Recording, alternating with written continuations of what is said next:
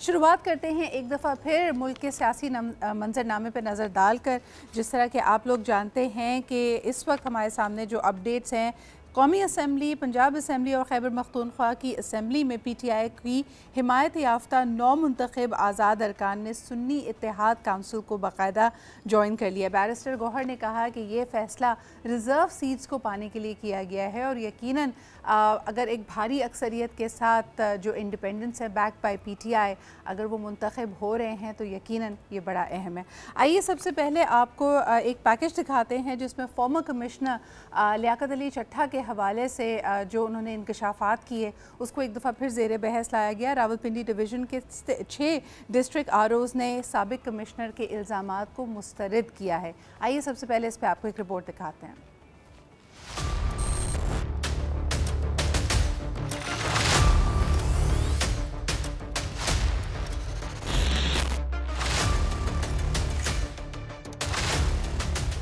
साबिक कमिश्नर रावलपिंडी लियाकत चट्ठा के इल्जामात मुस्तरद। 6 district returning अफसरान ने तहरीरी जवाब जमा करवा दिया। साबिक कमिश्नर रावलपिंडी लियाकत चट्ठा के इल्जामात पर इलेक्शन कमीशन की तहकीकाती कमेटी ने काम शुरू कर दिया। कमेटी में रावलपिंडी डिवीजन के 6 डिस्ट्रिक्ट रिटर्निंग अफसरान ने तहरीरी बयानात जमा करवा दिए। तहरीरी बयानात में DROs ने साबिक कमिश्नर रावलपिंडी के इल्जामात को मुस्तरद कर दिया। कमेटी रावलपिंडी डिवीजन में मजमूई तौर पर कौमी असम्बली के 13 और सूबाई असम्बली के 26 हल्कों के रिटर्निंग अफसरान के बयानात कलम बंद करेगी। कमेटी ने लियाकत चट्ठा की प्रेस कॉन्फ्रेंस के ट्रांसक्रिप्ट के लिए पैमरा को खत भी लिख दिया है। दूसरी जानिब निगरान वज़ीर इत्तलाआत मुर्तज़ा सोलंकी का कहना है कि साबिक कमिश्नर रावलपिंडी के मामले पर इलेक्शन कमीशन कार्रवाई कर रहा है। हमें अपने इदारों और निज़ाम पर एतमाद करना चाहिए। कानूनी अमल चल रहा हो तो इंतज़ार करना चाहिए।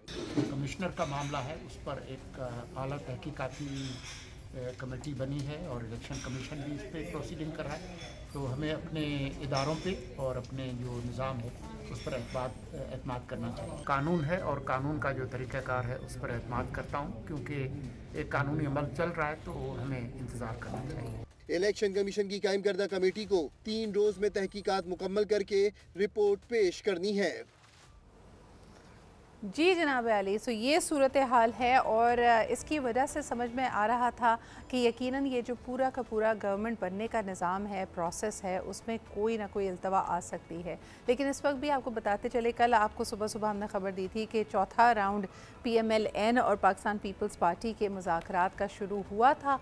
आज 5वें राउंड मुतवक्के है और उसके अंदर कुछ अहम सवालात को डिस्कस किया जाएगा।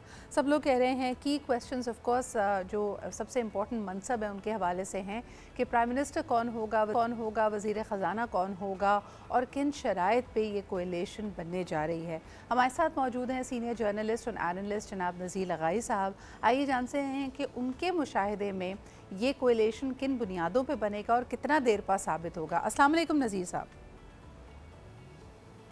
जी वालेकुम सलाम। नज़ीर साहब, क्या एक्सपेक्ट करें इस 5वें राउंड से? लोग कह रहे हैं कि इत्तेहाद तो इलेक्शन से पहले से भी था, कैंपेन इस तरह चलाई गई कि एक दूसरे काबिल हों और शायद जो PTI का कंफ्यूज वोटर है उसको अपनी तरफ रिझा लिया जाए। लेकिन अब जो ये मुज़ाकरात हो रहे हैं वो किन बुनियादों पे हो रहे हैं और दोनों को एक दूसरे की कितनी ज़रूरत है आपके ख्याल में?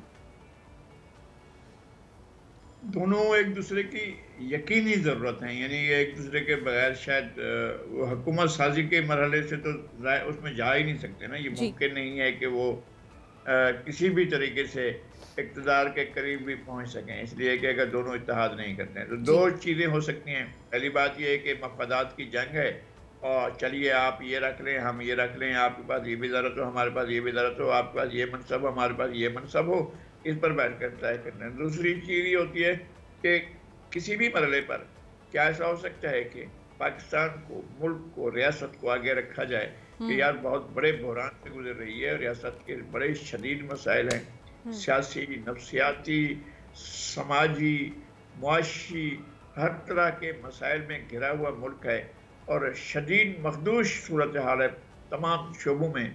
तो क्या मिलकर चीज़ों की इस्लाह अहवाल हो सकती है? हो सकता है कि ये इंटेंशन भी रहा हो उनके नज़दीक। नज़ीर साहब, हम थ्रू आउट इस इलेक्शनरिंग प्रोसेस को देखते रहे हैं तो यकीनन यानी इसके ऊपर राय बटी हुई थी। लोगों ने कहा कि जी 2018 में और उससे पहले के इलेक्शंस में भी ऐसा ही होता आया है, लेकिन बहरहाल जी इस बात पे तो इत्तेफाक हम कर सकते हैं कि 2018 कोई बहुत रोशन मिसाल नहीं थी। मुझे ये बताइए कि इन दो बड़ी अहम पार्टीज़ की मौजूदगी के बावजूद जब हम देखते हैं कि इंडिपेंडेंट्स इतनी बड़ी तादाद में आए हैं, तो ये किस किस्म का पेश खेमा दे रहे हैं ये नताइज, और ख़ास तौर पे अवाम की राय इसमें क्या है? अगर हम सोशल मीडिया को देखें तो बिल्कुल ऐसा महसूस होता है कि PMLN और पाकिस्तान पीपल्स पार्टी, बेशक पाकिस्तान की सियासी हकीकतें हैं, इनको अच्छे तादाद में वोट्स भी मिले हैं, लेकिन इनका बयानिया फेल हो रहा है। इन दोनों का साथ बैठना, किसी भी नहज पे पहुंचना कि अच्छा जी हम इन बातों पे हमारा इत्तेफाक राय है, इनको अवाम में मज़ीद नामकबूल तो नहीं कर देगा? ऐसा हो सकता है, इसमें कोई शक नहीं है कि दोनों अगर एक साथ बैठते हैं और हुकूमत करते हैं। मसला सिर्फ ये है कि इनके पास विजन क्या होगा, कि पाकिस्तान सामने होगा या इक़्तिदार सामने होगा, मुल्क सामने होगा, रियासत और अवाम जो इतनी बड़ी तादाद में हैं, 25 करोड़ अवाम हैं, वो पेश नज़र होंगे, या वजारतें, मनासिब, ओहदे, दफातर, गाड़ियाँ, ये पेश नज़र होंगे। अगर माजी यही है, इसके अलावा हम नहीं कह सकते कि जनाब माजी हमारा शानदार है। सही। माजी यही है कि वजारतें हासिल की जाती रही हैं और सब सियासी पार्टियों की मंशा यही होती है, उनका असल मंज़िल मकसूद यही होती है कि वजारतें हासिल की जाएं, इक़्तिदार हासिल किया जाए। नज़ीर साहब, इसमें इस वक्त मुख्तलिफ क्या है? देखिए, एक तो हम हमेशा देखते हैं रिवायती तौर पे डीप स्टेट के साथ, स्टैब्लिशमेंट के साथ किसी भी जमहूरी हुकूमत की इख्तलाफ राय होती है बैनुल अक़वामी उमूर को लेकर, यानी फ़ॉरेन पॉलिसी को लेकर। ये बात बिल्कुल वाज़ेह है कि एक जमहूरी सेटअप के पास इंस्टीट्यूशनल मेमोरी नहीं होती और बहुत ज़्यादा इनके पास मनूवरिंग रूम वहाँ पे नहीं होता। इस दफ़ा मुख्तलिफ ये भी है कि पाकिस्तान को IMF की शदीद ज़रूरत है। इस वक्त फिच का कहना है कि पॉलिटिकल अनसर्टनटी मज़ीद IMF और पाकिस्तान के जो आपसी रवाबित हैं उनको कॉम्प्लिकेट कर सकता है। दूसरी एक और हकीकत 17 जून 2023 को बनने वाली SIFC है। सवाल ये पैदा होता है कि पाकिस्तान पीपल्स पार्टी और PMLN जो कि ऑलरेडी एक पेज पे मौजूद नहीं है माशी फैसलों को लेकर, वो SIFC, IMF, इन ज़मीनी हक़ाइक़ के साथ एक अपना वर्किंग रिलेशनशिप आपस में कैसे बनाएगी? बहुत पेचीदा और मुश्किल सवाल है। आपने बिल्कुल ठीक हालात का तज़िया करते हुए सवाल किया है। मैं ये समझता हूँ कि सलाहियत कार नहीं है जी, और इतने बड़े गंभीर मसाइल से निपटने के लिए जो विल होनी चाहिए जी, उस विल का होना ज़रूरी है। और अगर वो विल हो और इस्तात कार हो और समझने की सलाहियत हो और फिर एक्शन करने की सलाहियत हो, तो आपने जिस डीप स्टेट का जिक्र किया वो तो हर जगह पर आपके लिए एक सद्दे राह तो होगी ना। आप जो भी हुकूमत बनाए तो उसके लिए एक रुकावट मौजूद होगी। तो ये उसके रियलाइजेशन का वक्त नहीं है जी, उनके रियलाइजेशन का वक्त नहीं है जिनके अपने ऊपर बनी हुई है।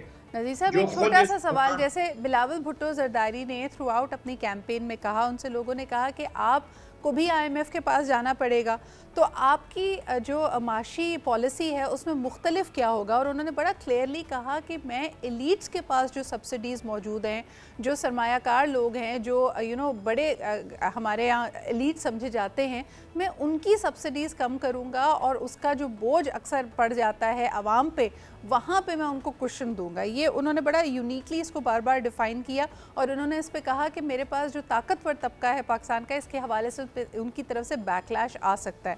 मुझे लगा ये बड़ा कलीदी नुक्ता है। क्या आप समझते हैं कि PMLN और पाकिस्तान पीपल्स पार्टी इस तरह के मसाइल पे इत्तेफाक राय कर पाएगी? बहुत मुश्किल है। आपने बिल्कुल ठीक कहा। एक तबके की नुमाइंदगी करता है, दूसरा दूसरे तबके की नुमाइंदगी करता है। एक किसी सूरत में नहीं चाहेगा कि एलीट क्लास को कोई नुकसान पहुंचे, एक किसी सूरत में नहीं चाहेगा कि वो जो सब्सिडीज हैं वो उनका रुख मोड़ दिया जाए एलीट क्लास से अवाम की तरफ, ये बिल्कुल नहीं चाहेगा। और दूसरा ये चाहेगा कि अवाम को रिलीफ मिलना चाहिए।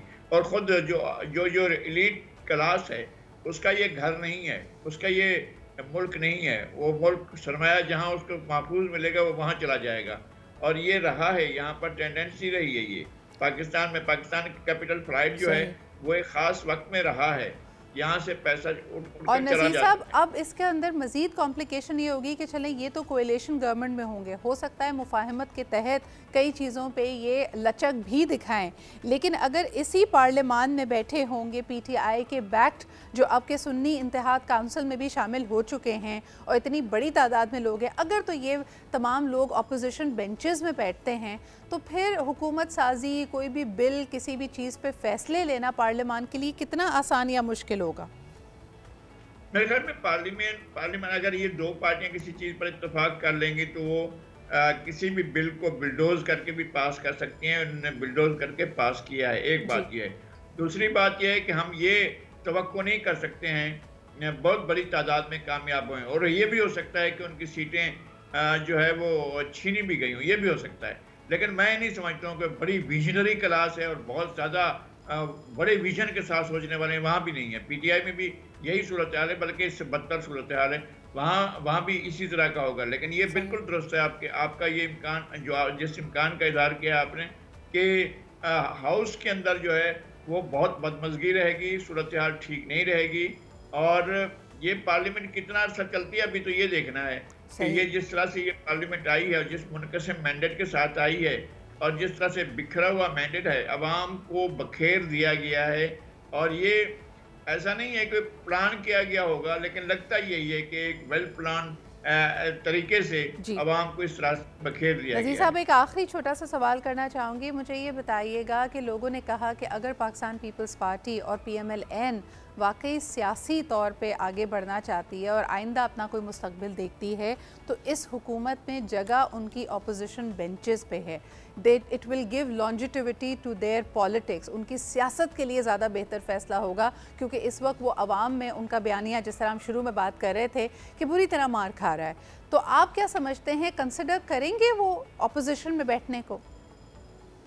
नहीं, मसला ये है कि फिर और क्या ऑप्शन क्या है, ना करें, बैठ जाएं। पाकिस्तान पीपल्स पार्टी को भी उसके दोस्त मशवरा दे रहे हैं और नून लीग को भी मशवरा दे रहे हैं। फिर ऑप्शन क्या है, क्या करें उसके बाद, अगर ये हुकूमत साजी में नहीं जाते हैं और वो किसी के साथ हाथ मिलाने को तैयार नहीं है, जिनका नाम पीटीआई वाले हैं, वो जो अब हो गए हैं सुन्नी इत्तेहाद काउंसिल, वो किसी के साथ भी हाथ मिलाने को तैयार नहीं है। वो किसी के साथ डायलॉग के प्रोसेस में नहीं आना चाहते हैं। जहाँ जहाँ उन्होंने डायलॉग शुरू किए हैं, मुझे नहीं समझ में आता कि इस तरह का absolute right wing religious background के साथ ये सारे के सारे लोग और आगे बढ़ सकेंगे। ये एक बड़ा सवाल होगा पाकिस्तान की सोसाइटी का।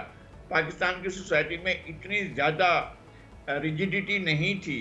पाकिस्तान की सोसाइटी एक बहुत प्रोग्रेसिव, यानी इस बात पे तो हम इत्तेफाक राय कर सकते हैं नज़ीर साहब कि ये बहुत ही हाइपर पार्टिजान, हाइपर पोलराइज्ड हमारा इलेक्शंस था। एक अच्छी बात ये थी कि हर तरफ से ये आवाज़ भी आती रही कि हमने आगे बढ़ना है और नफ़रत अंगेज़ी, नफ़रत की सियासत को पीछे छोड़ना है।